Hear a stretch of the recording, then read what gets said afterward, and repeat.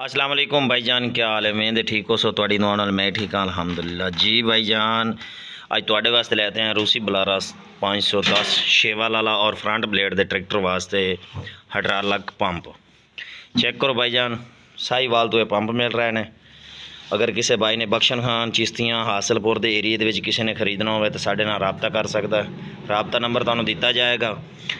और इस पंप की जी अच्छी खासियत है कि जोड़े दूसरे पंप चलते पे 32 के 50 के उन्होंने तो अच्छी इन्हों का कारकरदगी जोड़ा तरीकाकार इन्हों का प्रेशर और जालिम है, बड़ा स्पीड ज़्यादा है, चेक कर सकते हैं।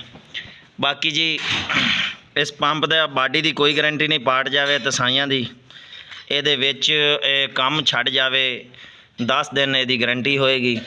10 दिन के अगर इन्हू कोई फॉल्ट निकलता है तो पिछले मालक जिम्मेवार होणगे। ਇਹਦਾ ਜਿਹੜਾ ਗਰਾਰੀ ਦਾਗੀ हो जाए या बाडी पाट जाए तो वह ट्रैक्टर वाले ਜਿਹੜੇ मालिक खरीदणगे वो जिम्मेवार होणगे। बाकी ਇਹਦਾ प्रेशर 10 दिन ਦੇ ਵਿੱਚ कोई मसला करता है या नहीं काम सही करता तो ਉਹਦੇ ਉਹ जिम्मेवार होणगे, वो ਤੁਹਾਨੂੰ पंप चेंज करके देणगे या सैट करके देणगे।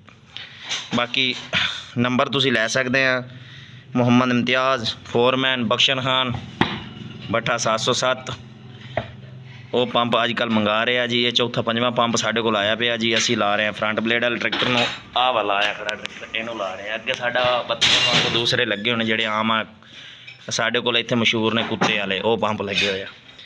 तो भाईजान वह नंबर है 0304 680 2551।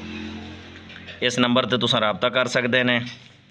अगर किसी ने पंप मंगाना हो तो वह तुहानूं पंप मंगा के दे सकता। मैं कहा दोस्तों ना वीडियो शेयर करिए, चलो किसी ना किसी का भला हो जाए। तो इत्थे बैठे से वर्कशॉप पंप आया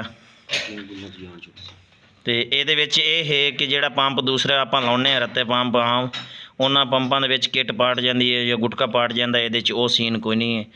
बिल्कुल जोड़ा दिन नहीं चलता, डांग तो चलता साल 1.5 साल जोड़ा अच्छा चलता। और ये संभली मोबाइल जोड़ा वो भी पूरा तो मोबाइल गर्म भी नहीं करता, सही चलता है। तो ये स्पीड जी 32 ते 50 वाले पंप जोड़े दूसरे आप रत्ते लाने उन्होंने तो ज़्यादा। ये अगर तुहाडी संभली मट्ठी है हाइड्रोलिक संभली तो वो भी एक अच्छा काम देंदा, अच्छी स्पीड देंदा। संभली करावन की उम्मीद एक लोड़ ही नहीं पाउंदी कालना। बाकी वीडियो अच्छी लगी तो चैनल को सबसक्राइब करके बैल आइकन प्रेस कर दिओ ताकि आने वाली नई वीडियो उस तक पहुँच सके। इंशाल्लाह मज़ा आएगा। ओके जी।